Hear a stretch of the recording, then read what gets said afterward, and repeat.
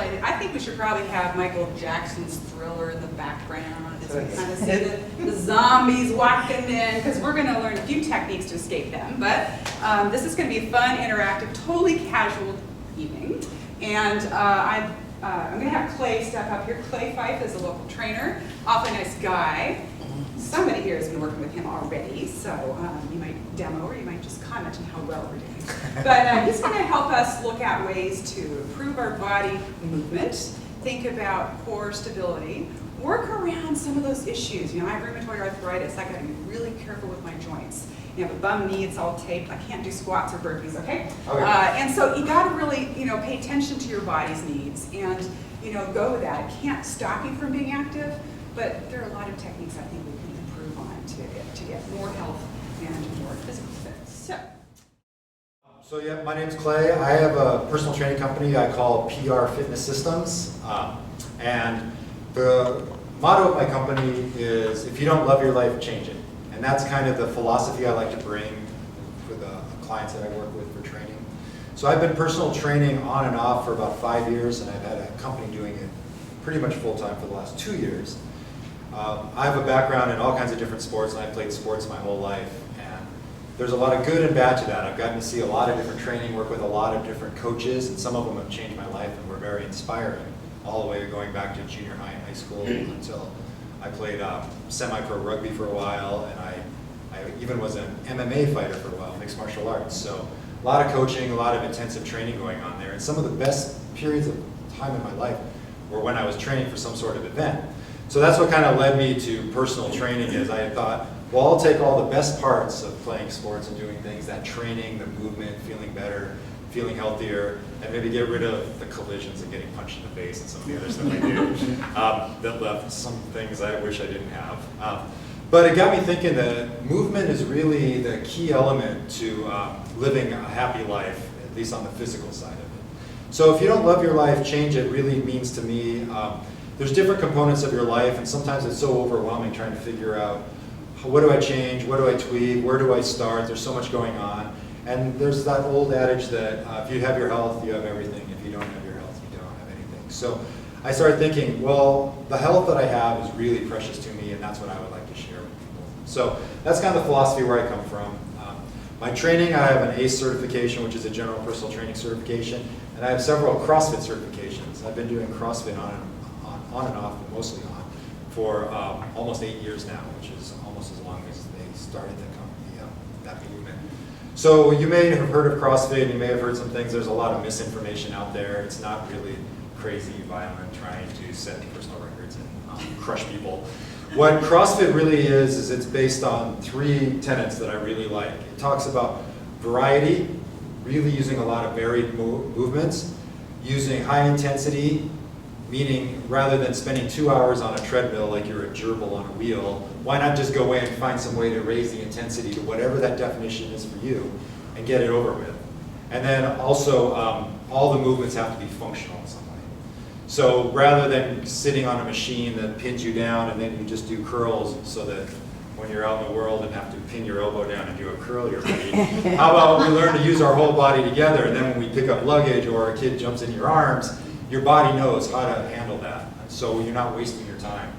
So those are usually things people can agree with, is they love some more variety in their life, they love things to be functional, and the intensity piece means you're in and out and you're done. So I always tell people, if you can't get a good workout in 45 minutes, you were probably texting or chatting or something, and you should be able to. So 45 minutes 3 or 4 times a week, and then your life should be a little bit better for you, and you should feel better. Seems reasonable, and that's kind of what I try to help people figure out what that means for them and how to do it. I could talk forever, so I brought a few note cards. So if you hear me just going off on a tangent, if it's someone can just yell out tangent. So I think we all understand physical fitness and the benefits of physical fitness, and you guys are in the Meals for Change program, so you value your health. Some of the things that sometimes fall by the wayside and people forget are, not only when you lose weight and get healthier do you just look, feel, and perform better, but you sleep better, which also then leads to health. You're in kind of a positive spiral. You're eating better, so you have energy. You don't have the spikes and the insulin and the cortisol, and you're not on that roller coaster. And those commercials where at the 2 o'clock That's not necessary, and you don't need a little shot of something to get you through it. Those people just need to eat a proper lunch and maybe go for a walk at lunchtime, right? But also things like depression, dealing with depression and things like that, battling that is easier. You're just living a generally healthy life. You have more energy. The money you might spend on fitness equipment or a trainer or a gym, you save by not spending it at McDonald's and on food you don't need, and then on shots of things to get your energy coming up, get your energy up at the end of the day, things like that. So that's all encompassing and kind of changing your life in my mind. And then it's a spectrum to me. It's a long spectrum. It's not, I'm going to get healthy tomorrow and I'm going to work out 6 days a week, and that's something that's not sustainable. I think of it as a long, low trajectory. If you got yourself out of health and out of fitness, it took a while. You didn't decide on New Year's Day you're going to get super unhealthy in 6 weeks. So you're not going to get super healthy in 6 weeks. But the spectrum to me is from feeling unwell and unhealthy to wellness to then on to fitness. And so everybody's somewhere on that spectrum, and no one's perfectly fit and set for life. I don't think anyone's so wrecked that they can't get a little bit better. So that's the kind of philosophy I like to work with, and that's what I base my work around. So the name of the lecture, we mentioned ZombieFit, which to me, ZombieFit, the idea for ZombieFit came to me from the overwhelming majority of new fitness programs are based on functional fitness and what they call GPP, General Physical Preparedness, which means you're just getting fit for you don't know what, just something in life. You don't know what's going to happen. Whether it's a super heavy bag of groceries or dragging a suitcase whose wheel broke through the airport, or trying to put that luggage, that suitcase up overhead. You never know what's going to happen to you. So new physical fitness programs are kind of based on that idea of we're not going to train you for a marathon, or we're not going to train you for trying to do a 1,000 push-up challenge. We're going to train you for everything.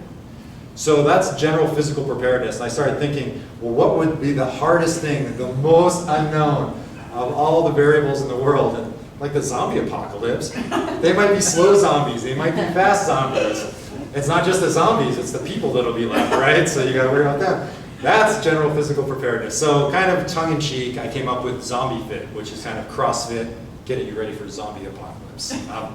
But what it really means to me is what I do is the core workouts are, every weekend I go to a local park around Burpee or West Seattle, or sometimes we come out to Seattle. And I have a bunch of people on a mailing list, and I send them out an email on Wednesday or Thursday where we're going to be. They show up at this park, everyone just kicks in like $10 cash just to kind of cover the equipment that inevitably gets broken and lost. But and we just do a workout, and whatever park we're in, we just use the equipment that's there. If we go to Camp Long in West Seattle, they've got a climbing wall and some slack lines, and we do some things there, and I make an obstacle course. If we just go to a school, there's play equipment, I find a way to use all the different pieces of play equipment in a completely different workout. So we've got that variation we talked about, we've got the intensity because we've got a clock going and they're working out, and it's all functional movements because we're using our whole body. I'm not bringing in crazy little special pieces of equipment. We're just using body weight and moving it in different ways. So that's the ZombieFit. Just so if nothing else, you can leave with, why the heck did I go to ZombieFit and talk? Because we want to get ZombieFit. So the fundamentals of fitness, for me, all come down to just moving better. So when you think of all the different things you can do in general, being generally physically prepared and not knowing what's going on, or in CrossFit they say you're ready for the unknown and the unknowable. So how do you do that? I think it all boils down to just being able to move better and move correctly. So everybody has different abilities and lack of abilities when it comes to full movement. None of us are gymnasts, I don't think, in here. Even if you were at one time, it probably is not. You're probably not doing handstand walking and things like that recently. But you can scale any sort of exercise all the way back to find a spot where you are doing that same type of movement, building that strength, fitness, mobility, flexibility in the same way as handstand walking, or doing pull-ups, or doing push-ups, or doing burpees. So what I do is I have some of my certifications are in gymnastics, not artistic gymnastics, but body gymnastics. So I took all these gymnastics ideas and I just made a list of, here's the ultimate movement. Here's a burpee. What is a burpee? You drop to the ground till your chest and legs are touching the ground. You spring your legs up and you jump in the air and clap. That's one burpee. Great. I know, not likely. Teresa's going to do some in a minute here. But anyway. Right over there. He goes, Yeah, the first part's not too bad. It's not the second part, right? Second part. Exactly, you got it. Grab So it. you're halfway home. Let's look at it on the positive side. So taking a burpee and breaking it down then is basically I want to have some core stability. I want to be able to put my hands on the ground. I want to be able to hop my legs out, do some form of a push-up. They don't have to be strict burpees necessarily. I want to be able to spring back in, stand up, and do a little hop. So we would just break that down and then decide, what can you do? Let's take a look at your burpee. We're going to do it step by step. Okay, here's where your form breaks down. That's the end of your burpee, which is good news for a lot of you. Splat. Okay, that's your burpee. And that's fine. And the same thing can be done with a push-up, with a pull-up, with a squat, with a deadlift, all the fundamental movements that if you were completely healthy, had complete mobility, strength, and functionality, you'd be able to do these movements. Maybe not with a lot of weight, but with some weight. So I like to scale everything back to the most basic movements and then kind of move on from there. So everybody's somewhere on the spectrum. There's lots of movements I can't do.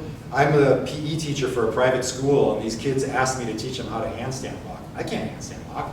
But I always tell them, Coach Carroll can't play football. He coaches football, so just do what I tell you. You know? So they're always like, let's see your handstand walk. I'm like, oh, I'd love to, but you know, I'm old. But so it's not necessary to be able to do the full movements. It's just necessary to understand what those component parts are, figure out which ones you can do, and then do them. And the beauty of it is all the basic gymnastic style movements or calisthenics type movements use core strength initially, and then mobility and flexibility secondary. So if we work on core strength, you've got a basic fundamental skill set to build off of, and then we find out where the flexibility and mobility issues are, and those are your weak links, like I like to call them. And so your body's a chain. We're going to find the weak links, and we're just going to attack those weak links, and that's just where you're at today. And if your squat is right down to here, and that's all your knees can do, that's fine. And we're going to work with that. And then we'll find different ways to scale it. Maybe we do it with a curl. Maybe we do it with an uneven, your foot's up on a step, or even just staggered steps. We're going to just start working your body around where those weak links are and get them stronger. And over time, in that long, low trajectory, things will start to improve. You'll start to move better. And because it's functional, your everyday life, you'll start to notice, oh, I can do this a little better. Or, oh, yeah, that thing that used to tweak in my back doesn't do it anymore. So that's kind of where the movement piece comes from and what I really like to work with.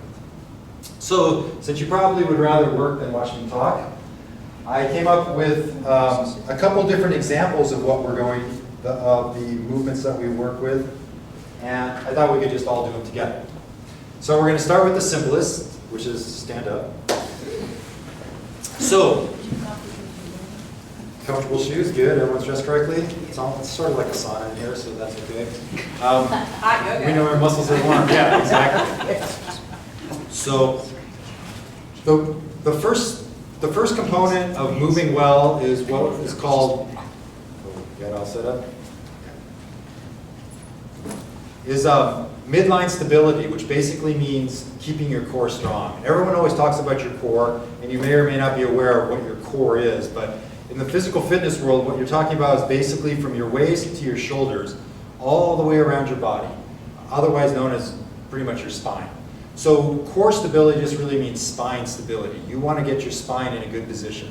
If you think of your spine as like a stack of blocks, and when a stack of blocks is stacked up perfectly well, you can press on it with quite a bit of weight, right? It's going to handle it well. But the minute you kick out one of those blocks somewhere and press down, what happens, right?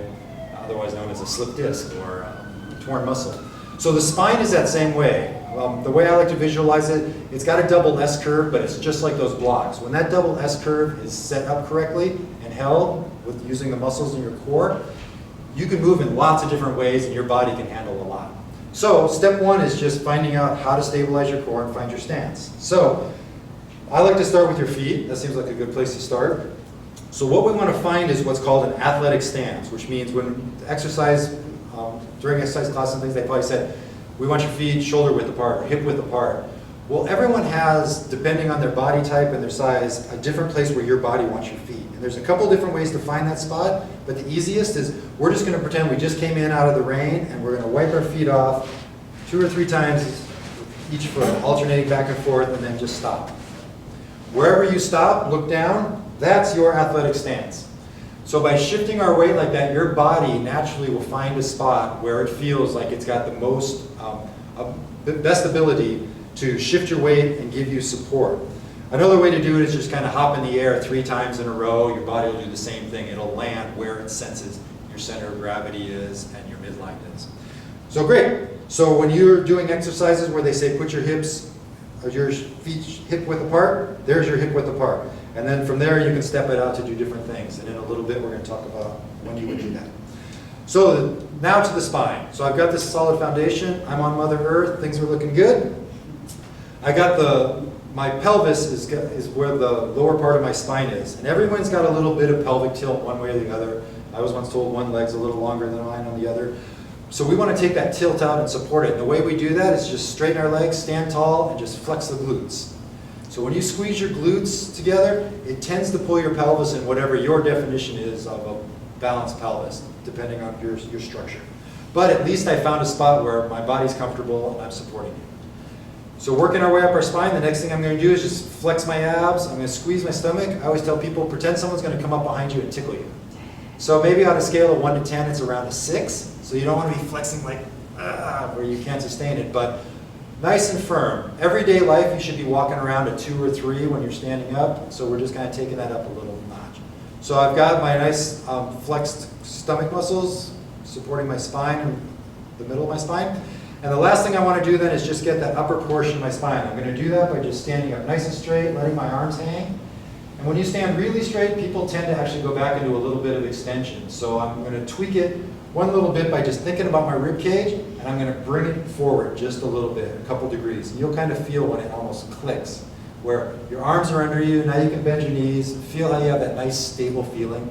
Like if someone was going to say, I'm going to jump on your back, then what's the first thing you do, right? You get all this part set up, and now you're stable.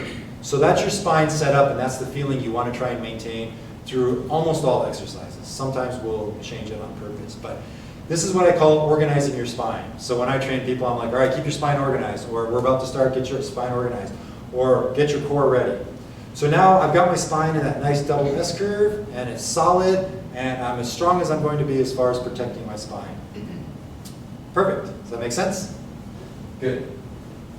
So, Take a little bend in the knees, or it doesn't, you can bend your knees, and that'll depend on the exercise. Yeah. Exactly. And sometimes we're doing a bent over movement, so obviously you can't squeeze your glutes and bend over, so we're going to let that piece go. But what I always tell people to do is, even if we're doing, say, like a bent over row, stand up, organize your spine, get it set, and then get in that position. Once you get in a bad position, it's really difficult to get back in a good position. So to pick up a barbell and then say, now I'm going to get in a good position, your proprioception, they call it, when your body knows where the different parts are. It's kind of like when you go like this and someone says, wiggle your middle finger, and like, I have to look. Once you get in a position, all those pieces, it's really difficult. It may feel like you're there, but you don't know. So it never hurts to just kind of stand up, organize your spine. Okay, now I'm going to go and start doing my squats again, or whatever. Okay, so the second piece is, once you've got your spine organized and you're exercising, you want to keep it organized. But unfortunately, we have to breathe.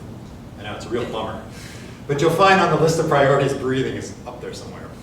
So, how do you breathe and still keep your spine organized? Great question. So the answer is, we're going to do something called pressurized breathing. So probably somewhere in grade school or grammar school or middle school, they told you never hold your breath while you exercise. Well, that's a little bit of a misnomer. You do need to hold your breath to a certain extent. You don't want to lock down your breath so that you blow out if you end up working out too hard. But if you think of a Coke can before it's opened and you put it down the ground, you could stand on that and it would support your weight, right? But what if I just popped it a little bit and then stood on it? My other shoe's going to get crushed, right?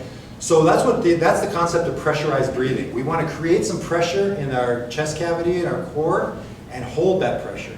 So the way we do that is, if you take one finger and put it on your hip bone and your thumb and put it on your ribs, and just take the biggest, deepest breath you can, and watch what happens in that space.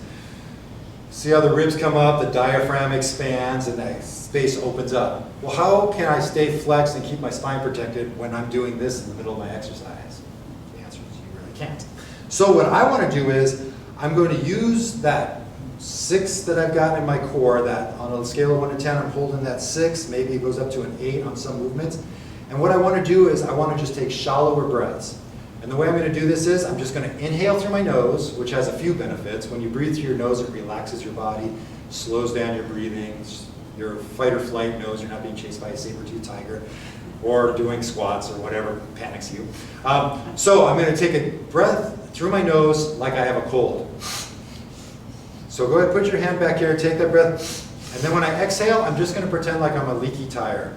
I'm just going to kind of force the breath out through a small gap. So just try a few breaths like that, keeping your core tight, like I might come up behind you and tickle you. You see how you can get enough oxygen to breathe, and everything's held nice and solid for you? So what happens in exercise is people start getting tired, they're thinking about all kinds of different things, they forget breathing, and you'll hear me say all the time during classes I do and teach and so forth, remember to breathe, and people, there's always someone who'll go, oh yeah. So you've got to breathe. So if I were doing squats, I would do the pressurized breathing, I'd hold my breath at the bottom. So at the hardest part of a squat is when I'm way at the bottom trying to come up again. This is not the time I want to be going like those guys you see in front of tire shops, right? Those little giant blow up. I want to hold my breath. I don't want to hold it like the death grip, but I want to keep that pressure. And then as I get past the hardest part of the squat where my legs are handling the weight, and then it's like swimming. When I get to the top, catch a breath of air, head down. So just try it. I know we haven't gone over a proper squat yet, so don't squat very deep, but just work on that, taking a breath, giving a little resistance, and then as you come up, start up, and then hold it. Feel how when you hold your breath, you feel really strong, your core. Now try when you get to the bottom, exhale right away and start coming up. Yeah, everything just gives out. You're telling your body, oh, relax, we're exhaling now. Show off, nice spots. So, those are some of the key concepts. As far as I'm concerned, those are the basics of good movement. Protect your spine, breathe. All right, after that, the rest is details. Who cares what we do? We could juggle bowling balls, we could do curls, whatever. So those are the basics. So I'm going to show you a couple different movements, and we're going to put these concepts to work. So we're going to start with the squat. Squats are one of the best exercises you could possibly do. I love squats. You can do them almost anywhere. You can do them when you're standing on the train. You can do them in your cubicle. When you get out of bed in the morning, you can do some squats. They're one of the exercises I call commercial drills. When I personal train people, I'll give them homework. When you're watching The Bachelor or whatever show you like to watch, first commercial, do 20 squats. Second commercial, hold a plank for the first whole commercial. You'll realize how long commercials are. And something like that. And so they're commercial drills. They're just something you're going to throw in there. And the reason I like to do those is they keep the body moving. They keep your body exercising throughout time. And if you think about how you get out of shape and how you put on weight, it's not all at once. It's a snack here, a little bit there. So we're going to combat that by a little exercise here, a little exercise there. In the fitness world, they call it greasing the groove. Instead of just doing one hard workout all day, you just kind of work out all day long. You walk to work, you go for a walk in your lunch hour, you do some squats here. Your body will react to that and adjust, and it'll start turning up the thermostat. It's like, all right, I don't know what she's doing, but we better cut some weight, get healthier, keep these muscles toned, rather than I worked out on Monday, then I work out again Wednesday, and that 48 hours in between I do as little as possible. Your body's like, okay, all I got to do is prep for 3 times a week. I'll trick her. So this is one of the ways we do it. So the squat is one of my favorite exercises, and for those reasons, that you can do it anywhere, and it's easy to grease the groove. So remember, we found that nice athletic stance? We're going to change it. We need to make room for ourselves to squat, so we're going to get our feet at least shoulder width apart. And this is another one where people will tell you how to squat and where to put your feet, but I have really crazy long legs. And if I put my feet where most people would tell me to, I can't do a proper squat, especially now with the barbell on my back. And depending on your hips, your knees, whatever, your stance is going to be a little different. But we're going to start with the basics. A little wider is better than narrower. I'm going to point my toes out a little bit, because when I squat, I want to make space for myself basically between my heels. So when you think of squats, or people who have who don't like squats, what do they say is the problem with them? Has anyone ever heard anything or thought anything? Knee pain or back pain? Perfect! That's why she's got the fancy degrees. I got the knee pain. Yeah, okay. So knee pain and back pain, exactly. People say they're terrible for you, they're the worst, because they're not doing squats. I'll show you what they're doing. They're doing this. Yeah. And here's what the problem is. Everyone who's ever taken any fitness from Jane Fonda in the 80s on knows you don't let your knee go past your toe, right? Go Jane! Yeah, go Jane. Love Jane when I was a kid. So when your knee goes past your toe, all this force is driving this way. And the only thing holding your leg together is a bunch of tendons and ligaments, right? Especially ligaments. And so those ligaments are getting this shear force. It's a kind of mechanical force or a shear versus a compression, which is what we want. So right away, what they're doing is they're bending their knees because they're told to squat, which makes sense. If I was throwing a punch at you, you would get down and low however you could. But a real squat starts with your hip going backwards. So if you put your hands right where your hip crease is, this is the part of your body before anything else happens you want to send backward. So what I always tell people is pretend there's a chair behind you and you're trying to sit in it. So the first thing you're going to do is send your hips back to find that chair. So just push them back and whatever distance is comfortable for you and come up. So what you might have noticed is as you go back, at some point your weight goes into your heels and your glutes and hamstrings engage. That's what we want. We don't want it to just be this quad dominant exercise. You probably all have pretty strong quads, but when you have strong quads and weak hamstrings, you have a muscle imbalance. And let me tell you, that's going to lead to something catastrophic, if not chronic pain, because they're pulling with unequal force. So the beauty of a good squat is you're using both sides of your legs and your glutes, the biggest muscle and strongest muscle in your body, equally. So I'm sitting back in that chair, but I've got this mean big brother who pulls the chair away, so I stand back up. You okay? Her joints are Oh, joints are talking to each other. Oh, yeah. You're having a conversation. I've got ankles like that. It's awesome. When I go upstairs, it sounds like a gunfight. So, yeah, we're not super warmed up, so we're not going to push the depth here. So, right away you can see we're in a much better position. We're moving better. Even if you're only going back a couple inches, you're going hips first.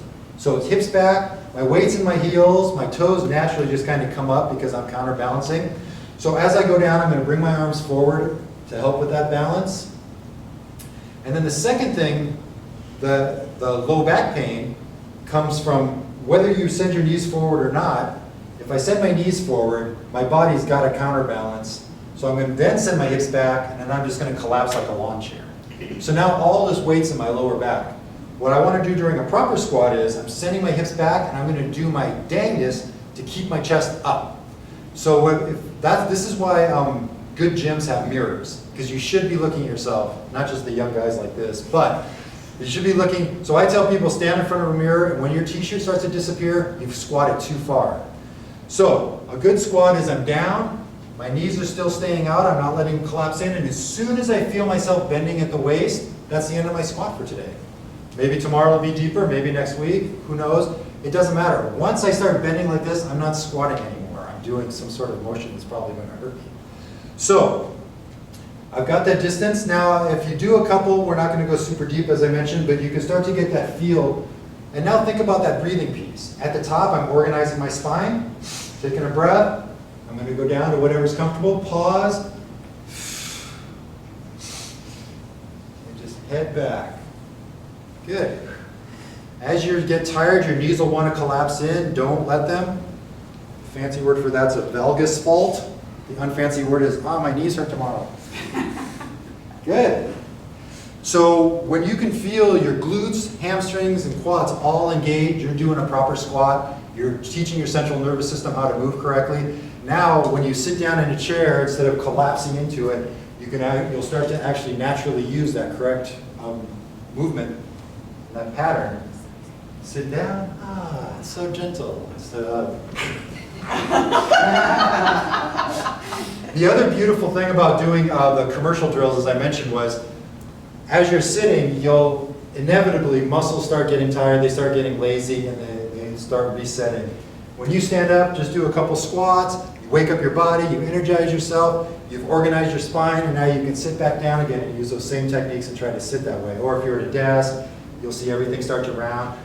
Even if you don't do the squat part, stand up occasionally and just organize your spine, sit back down again. You'll feel so much more energized, and you'll be amazed at how much more comfortable it can be.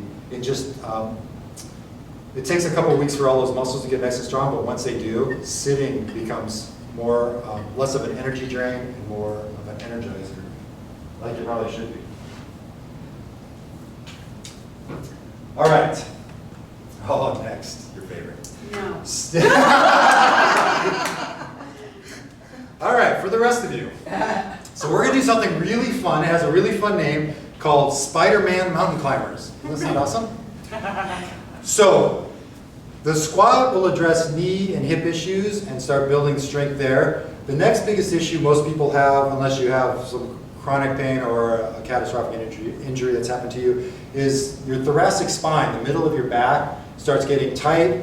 The muscles and tendons in there aren't strong. Your shoulders are rounded from driving and doing whatever else we do in this society where we're constantly sitting. Computers all day long, exactly. It's really difficult to sit with really good form, especially if you type like me. I've got to look down. So we want to start working on that thoracic mobility. As you get older, the ability to twist side to side starts to deteriorate, and you'll start to see people's backs get tight, their core is not strong, they start leaning forward, their head comes forward and then back up again, and pretty soon your spine has this extra curve in it. And it's just like a domino effect of issues that come from that, all the way from jaw popping when you eat, snoring, things like that, all can come from not having balanced muscles and letting your thoracic spine and other parts of your body deteriorate. So I have a simple drill that if you did this for the rest of your life, you're almost guaranteed. If at the end of your life it doesn't work, come talk to me and I'll give you your money back. But it's called the Spider-Man Mountain Climber. So I'm going to show you a couple different versions of it. I'm going to show you the most difficult or the full version of it, and then I'll show you some ways to scale it. So the first thing you're going to do is we're going to get into what's called the runner stretch, which means my knee is over my foot, my back leg is straight. I'm trying to keep everything lined up, so I don't let this knee kick out, I don't let this knee bend. I've got this nice straight, as if I was about to start a sprint. So for some people, this will be enough of a stretch for you, just getting in this position without your knees.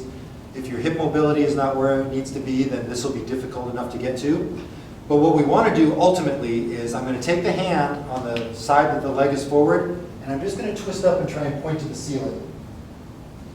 And I'm going to come back down again, and I'm going to switch feet, reset, get that nice straight spine, and then twist to the other side and back up again.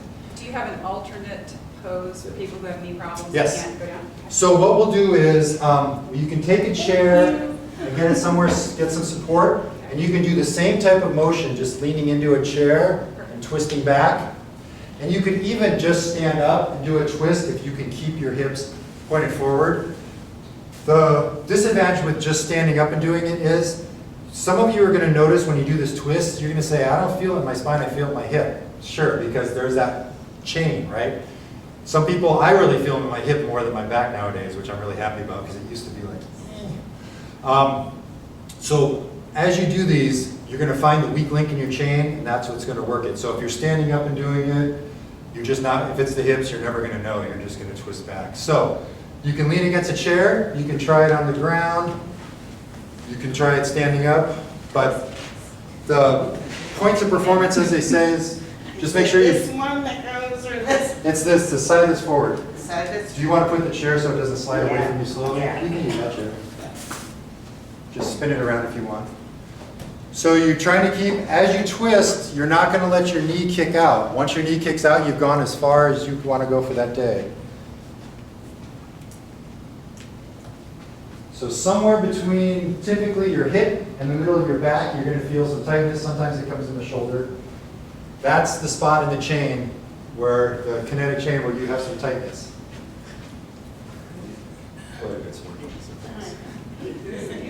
So that's a Spider-Man mountain climber, and that's another one of those commercial drills that I like to have people do. You can do in your cubicle, especially if you don't have neighbors. If you do, oh well, they're going to think you're weird, but that's okay. You'll get the last laugh when you're moving around going, what? So that's another one of the commercial drills, or one of the drills you can do whenever you're get an opportunity to stretch. You can stand up, get down in the position. You can do it on the edge of your desk, organize your spine, and just get some movement going. It's another opportunity to keep your body moving throughout the day. All right, and then the last one I wanted to show you was, everyone's done a plank, but I wanted to show you some different variations of it, because when you're talking about core strength and core stability, the granddaddy of all exercises is probably the simplest one of all, because you're not really moving, it's just the plank. If you think about when you're just standing up and how you start to get tired and your core starts to give up, that's basically like a vertical plank. You're using so many muscles, something's bound to give out. So doing variations on different planks is going to help strengthen that area of your body, strengthen all the core muscles, teach your body how to work together. Everything from your toes all the way up to your neck have to be involved in a proper plank. And it's not difficult, it's not challenging, you're not lifting any weight, you're just teaching your body to work together in a very natural, functional way.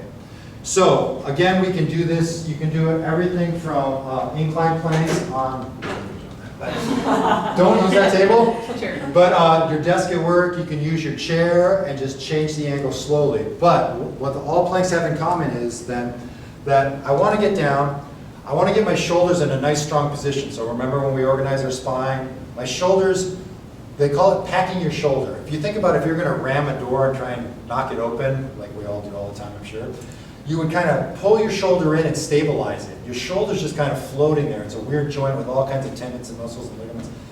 We don't want any one or two of them to have to take any load. We want them all to take it. So I'm going to pull my shoulders in like I'm trying to make myself narrow. I'm going to put my hands right under my shoulders. I'm going to put my feet together. The biggest error you can make is letting your hips sag as you get tired. It puts a lot of stress and strain on your lower back. So if anything, one of the ways to scale a plank is to just get your hips really high in the air. It's going to put more weight into your arms, but it's going to take some of the strain off your core, and it's going to make sure you don't sag. But ultimately, I'd like to be in a straight line from the top of my head to my heels. I don't want my head to sag, I don't want my shoulders sagging, and I definitely don't want my hips sagging, and I just want to hold that position. And if you squeeze your heels together, it'll engage more muscles.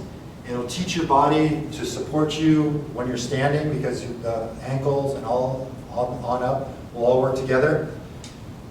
And then you'll just do it for time. So you'll put your phone down under your face and watch the little timer and try and do sets, maybe 10 seconds at first, 3 sets of 10 seconds with a 30-second rest, something like that. Your ultimate goal is to be able to hold a plank for more than a minute. That's a good indication of a nice solid core and a body that works together, and you have the upper body strength, the lower body coordination to hold it together.